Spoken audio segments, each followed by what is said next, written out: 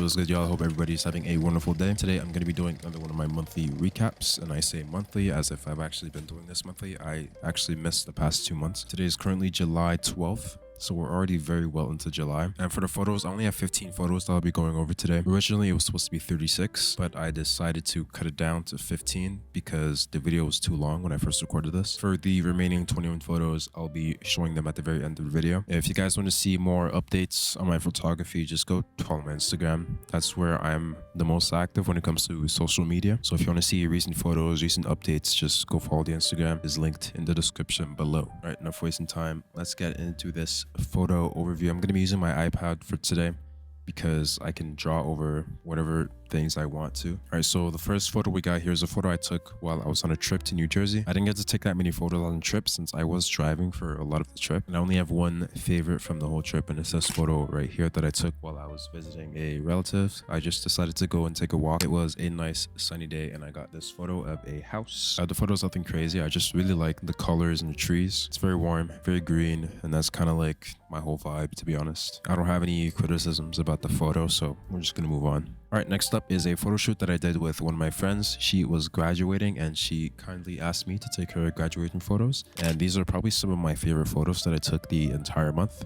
I picked this one as one of my favorites in particular because of the backlighting coming from the sun in the background. So another thing I really liked was this oddly shaped tree that I've circled here. I decided to use it as like framing pretty much, as well as the lighting in the background here, especially on top. I just really like the fact that it's blue. I like having that contrast of colors, especially since the photos are usually very warm. Okay, that's gonna be it for this photo. Next up, we have probably top 5 favorite photos of the entire month. I literally have 0 complaints about this photo except maybe the framing. I think I could have framed it better, but it's fine, honestly. It's very nice and soft, but it's like still sharp. Like you can still see like her bracelet there is still very sharp. Another nice thing is the depth of field and like the background as well. It's very cool, very nice photo, definitely one of my favorites. Moving on. Next up, we have a photo shoot that I did. I think this was my first photo shoot that I did for my daily photography series that you can check out on my Instagram. The series has evolved to a more tutorials, tips and tricks, like daily tips and tricks type of thing. So for this photo shoot specifically, it was taken in Gat, so just over the border at some random like field that I saw while I was on the bus one day. The only thing I don't like about these photos is the fact that it wasn't clear skies. Next up, we have another one from the same photo shoot, except it's a bit more of a close-up.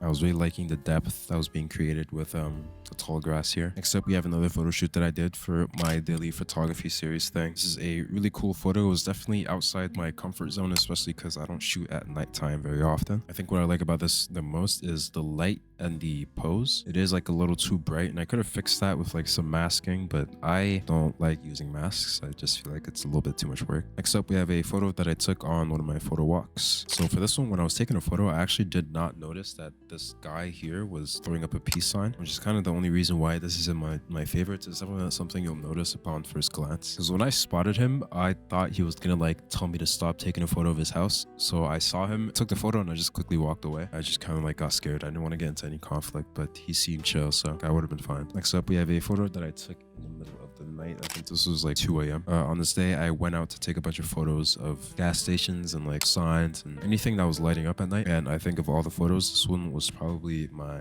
favorite. I will mention though that there is another light like right here that I didn't crop out. Now this is something else that I could have just simply masked out using masks, but I'm not gonna lie, I kind of did not notice it while I was editing. And I wouldn't say it exactly ruins the photo, but it is like a little bit distracting. Next up, we have another nighttime shot of the Bytown Cinema just downtown. Really like the photo. I like the subject, though they're not really standing where I'd want them to be, but it's fine, honestly. I don't really have any other complaints about this photo, so let's move on. Next up, we have a photo walk that I did. This was earlier in the morning, so this was like pretty much not exactly sunrise, but like maybe like an hour or so after sunrise. I don't know what it is about the sunrise light that makes it so different, but these photos just look just way more colorful than my normal photos usually do. Next up, this is from the same photo shoot. This photo isn't really anything crazy. It's just that I really liked the way the colors turned out on this photo. Like it was gonna be a really boring photo. I did decide to frame it with like the tree that was right in front of me. Next up, this is a shot. I took this shot at least like 15 times